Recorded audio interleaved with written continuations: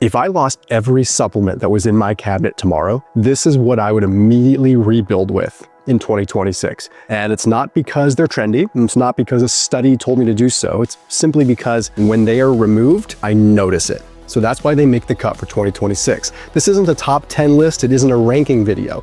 It's what I am going to keep in my cabinets in 2026. Not things I take every single day, things I take for specific use cases. So let's go ahead and jump right in. No particular order, carnosine. Simply put, 500 milligrams to 1 gram of carnosine for metabolic health. I notice a difference when this stuff's out of the equation. You wanna know why? Because you can feel what glycation feels like. Glycation is sort of the caramelizing that happens when you have high levels of blood sugar and things start to react with proteins or they react with fats. It's called advanced glycation in products.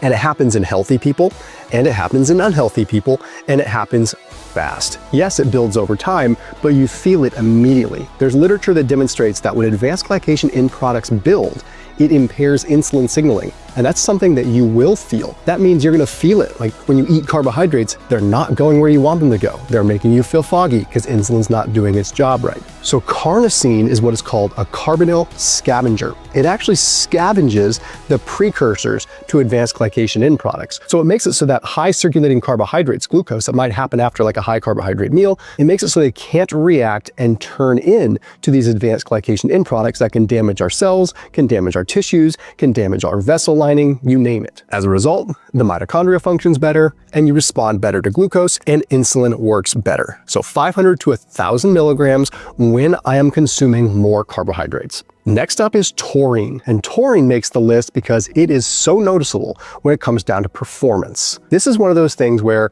up until about 5 or 6 years ago, people just thought it was in energy drinks and maybe it just gave you a little boost. But what we've seen in the newer literature is that taurine improves your time to exhaustion, it improves your VO2 max, it improves your perceived fatigue, and it improves oxidative stress recovery. So essentially what's happening is when you train hard in an upper aerobic zone, if you're someone that's doing high intensity interval training, for example, taurine is for you. We've seen it in muscle biopsy tests where after hard workouts, natural levels of taurine elevate in the muscle, indicating that it's required to recover from high oxidative load, high stress. So when you take it supplementally, it helps buffer that a little bit. There was an ISSN study that took a look at 19 different studies that found across the board, taurine improved performance with time to exhaustion, VO2 max, even strength, and a bit of body composition improvements as well.